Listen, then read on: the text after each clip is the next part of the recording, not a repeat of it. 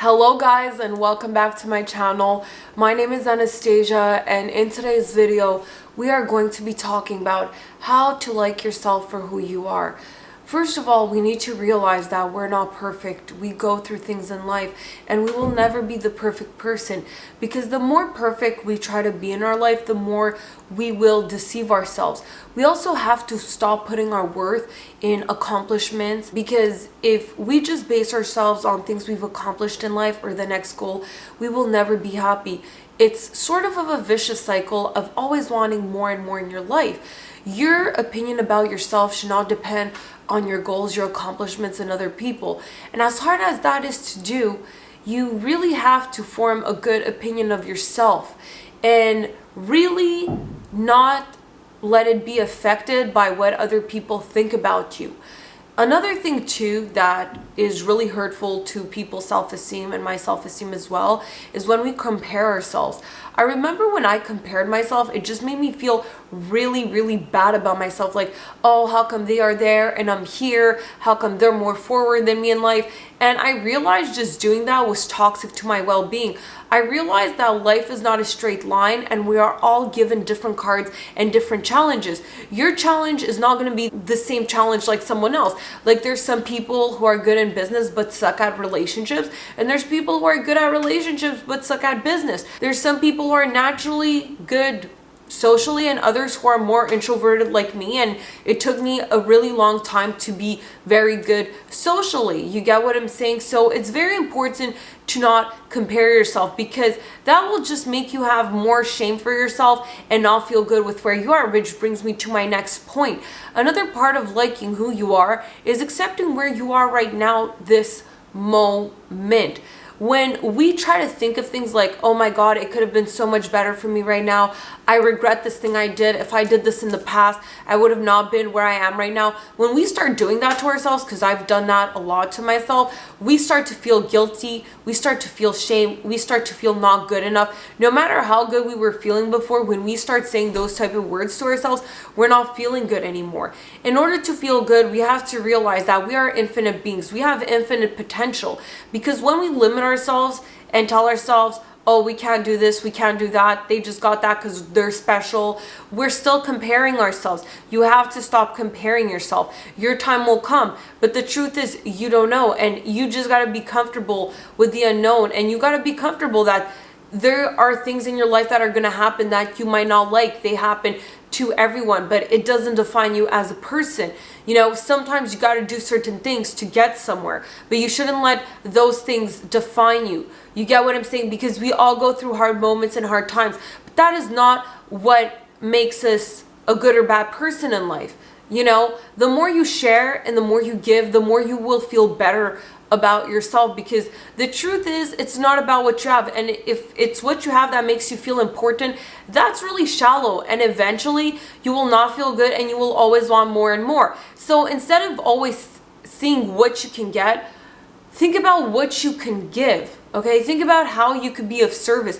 And when we're of service and we're doing something for someone without expecting something out of return, even if that person didn't appreciate it, most of the time we felt we did a service. We felt good about ourselves, because sometimes being sad for ourselves is a form of selfishness. Not that it's bad. It's okay to be sad. We will all have sad moments in life, but we have to learn to grow through our pain and sadness, not stay there all our lives. Because I find when there was periods in my life where I would stay sad for a very long time, like I just didn't feel good anymore. I realized it's okay to be sad for a bit, but when it's going months on end, years on end, you really have to ask yourself a question. Do I want to keep living this way? You have to look at yourself. And part of liking who you are is being able to look at yourself and your triggers. Where did you go wrong? How could you have thought things differently? Okay, because the truth is, when we look at something in the past, we've changed the story so many times that that is not even the real story that really happened. So by avoiding things and not facing them, or things that happened in our childhood or years ago that affected us, by not facing these things, we are going to keep living in shame, doubt, fear. Okay, because whatever you do not look at and the things you're not willing to look inside yourself that trigger you will eventually come out in your relationships, in your goals, in your career, etc., etc. You cannot escape the things that want to come to the surface. Now, it's your choice to look at them or not to look at them.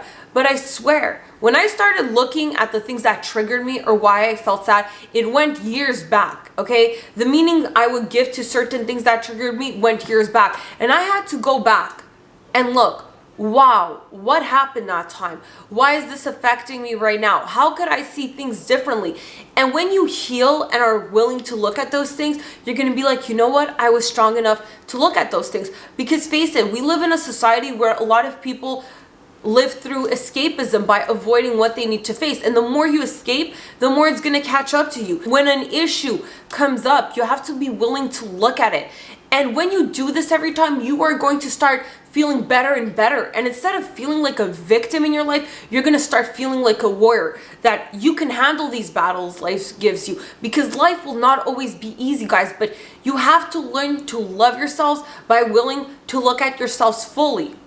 And that doesn't happen overnight. And that's another thing I learned about liking yourself. You won't like every part of yourself, every part of your life. You have to start liking yourself little by little every day, because if you're thinking that you will just like yourself overnight and that's what's going to happen, that's not true. You have to start liking yourself little by little every day and start baby steps. You know, I'm infinite being, I'm powerful, I'm love, I'm worth it, I can get anything I want, I deserve this, I'm good enough for this, I am worthy of love. And when you say those words to yourself every day, eventually your life will change. But we got to remember, it's a day-by-day thing. You have to love yourself every day a bit more. If you love yourself every day 1% more, you'll feel better. But don't forget, because you have an old paradigm of the past, some days you might not feel good for 2 days and then come back. But the more you work on feeling good every day and liking who you are now, eventually it's going to become more and more permanent,